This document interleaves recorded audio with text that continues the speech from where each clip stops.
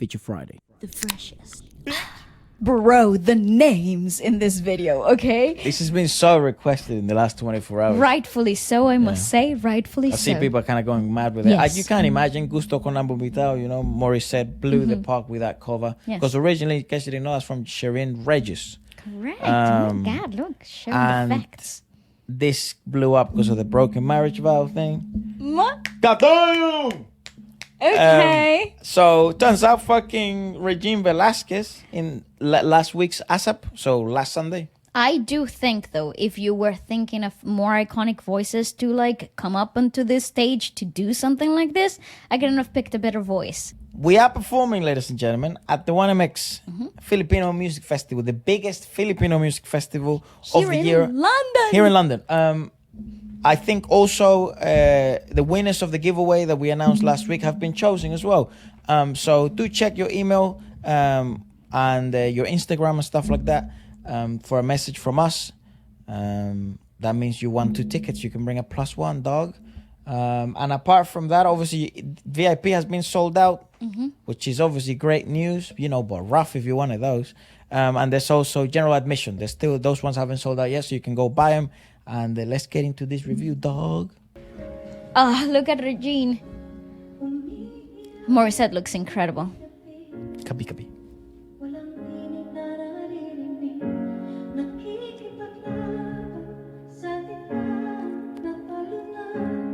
Damn, she really makes that sound as if it was her song. That's really unique. That's the Regine effect, I think. What the fuck?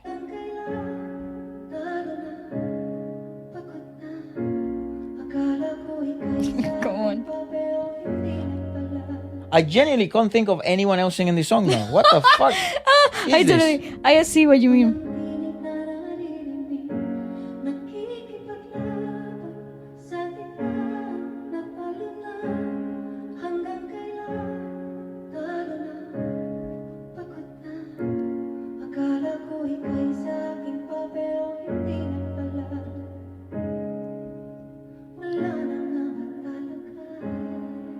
I think there's a lot of words in this song that I think if I learned this song, just lyrically, not fucking singing, I could probably become fluent in Tagalog. There's a singing phrase in this song. Sayo.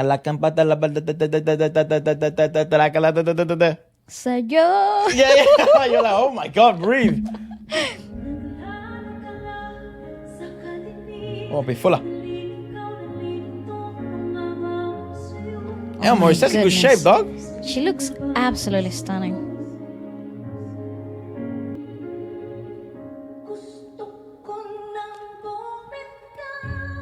Woo!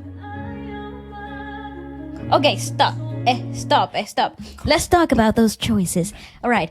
Like, in this particular approach of the song, we've heard the song done, how many times now? Also, I'd recommend you go watch the original review of when we did Gusto con la bumitaw for the first time, because I think we checked out a lot of covers that were going sort of viral at the moment.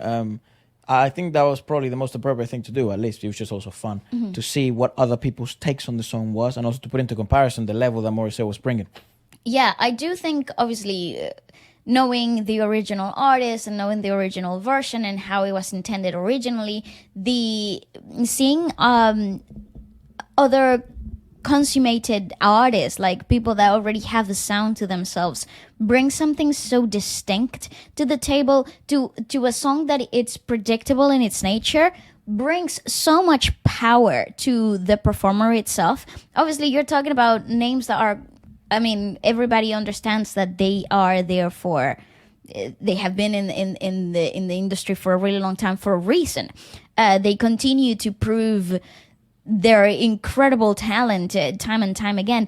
But it's really nice for me, from a singer lover perspective, to see how much color you can bring into something that could fall into a predictable pattern. For example, Regine's really light take, really softer edge, it falls into like a whisper kind of like approach, like she wants to talk about the pain but she doesn't really want to talk about it out loud. And in Morissette's version, you're hearing somebody healing from the wounds, like they might be still bleeding. Like I feel like there's a really like raw approach to her version, which makes it so powerful. But in that chorus comes in and Regine just takes it by the gentlest approach, and I love the focus on the diction, and I love the focus on the thin falsetting, nearly falling into that falsetto approach. He brings such a sweetness to it, you know.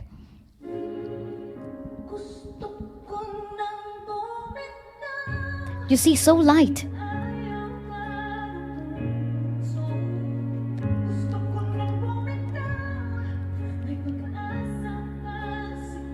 Turn up.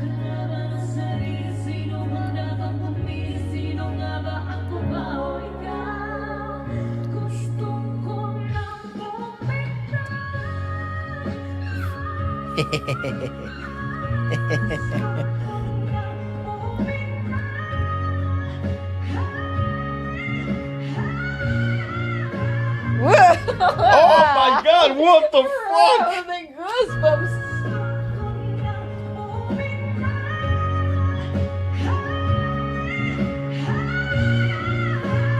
Jesus Christ!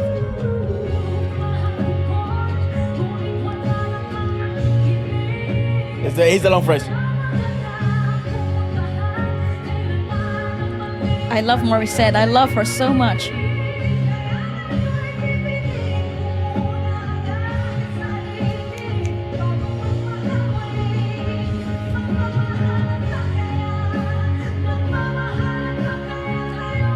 Oh wow! This is fucking ridiculous.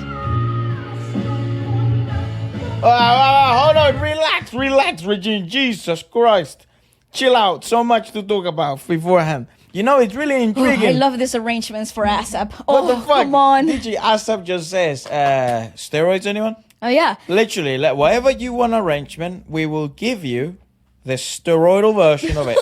Trembolone, bro. If you knew the song, believe me, you don't. Yeah, like you're getting vocals. Here's the interesting bit with Regine, right? And I think arguably the best take of this song, the best cover of the song, you know, it's Morissette's. Oh, 100%. And I you know, I think a lot of people sort of agree. What's intriguing about Regine's take, and this is why it's so intriguing, and I'm sure like coaches are gonna go quite mad with this, because you start to see the magic of singing, because you want to be, as I always say and preach, coming from your thoughts, unique, not uniform. Mm-hmm. And there are many different ways technically to achieve the same outcome. However, there's one thing you cannot undersell, because no one is you. That's the only thing you have on top of everyone else, that you're unique. You're Regine Velasquez, you're Morissette, you're Katrina Velarde, you're Jaya, you know what I mean? You're Waleska, I'm Efra. So it's like, there's only one Efra in this fucking world. Fuck everyone else who's called Efra. Yeah, my joke. So oh my God. You get different approaches, technical approaches, mm-hmm. to the same outcome.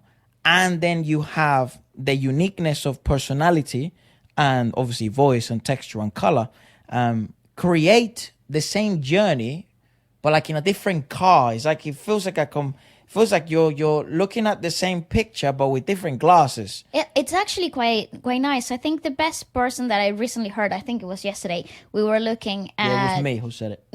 It was Louis Ocampo, actually. It was me who said it. He was talking about the authenticity, the power in authenticity, and how you can bring something so unique to something that people already have a perspective on, have an expectation on, especially when it comes to covers. And when you're working with already established artists, with people that already have a sound to themselves, finding that the extra inch of authenticity in a song that has already been perceived already by the audience, it's not only challenging, but it's magical to witness, because as a part of the audience, you're singing along, you're ready, you're at the edge of your seat, but at the same time, you know you're about to be served something that is so completely unique to this artist.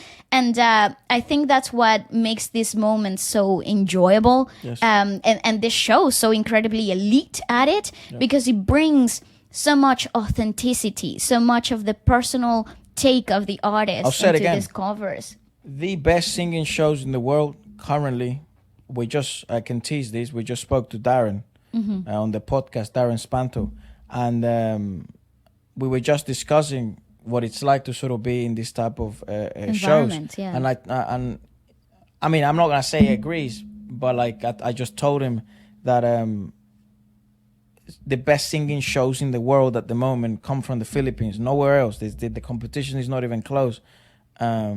India is also really high up there, but I think India has such unique ways and approaches to singing that they're in a league of their own. You know what I mean? You can't really compare them to anything else, but because the Philippines, it's so connected to the West and the way they sing, techniques are so present and available in different parts of the world at this type of level. They're the best at singing shows, and this is another fucking example. Exhibit A, bro. You don't have moments like this happen regularly on every Sunday, every Asab Natin To happen fucking often. No, you know, and they happen. This shit happens. It's not just like ABS. It's like there's like other networks, you know, and it's fucking ridiculous. Yeah. I want to okay, here we go. Big moment. Yeah, the moment you've all been waiting for. Go back to the harmony belting section.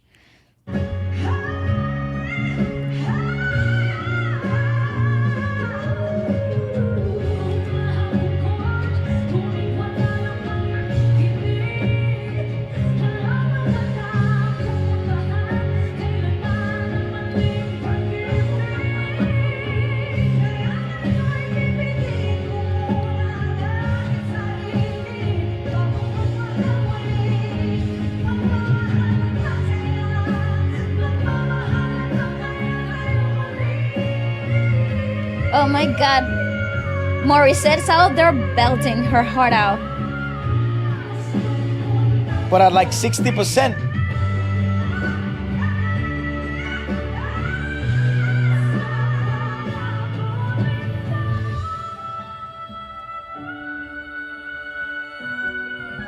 Whoa! Pay! Shout out that sound engineer. Pay that sound engineer double bonus.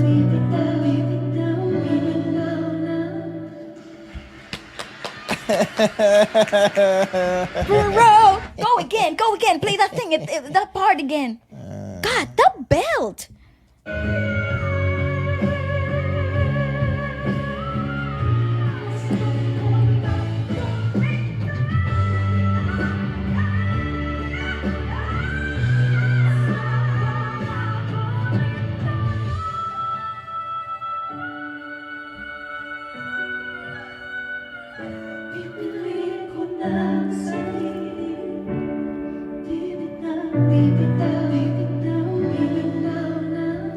I got freaking goosebumps. That's so good. Such a fucking ridiculous hard song. Also, it's really interesting how Morissette, I like that arrangement. Actually, in the harmony section of the belt, she wasn't belting at 100% gain. Obviously, mic control and all that shit, distance control. But there, like that shows there's levels to this game, bro. Because there's people that can belt and reach high notes. But there's not many people that can belt and modulate. You know, and that's fucking unreal. Like, that's next level. Modulate, harmonize, and understand your role in the fucking place. Oh my God, dude, yes, Efra. It's just levels. You just nailed it. Thank you. You nailed it. Thank you. Shout out Jano Gibbs.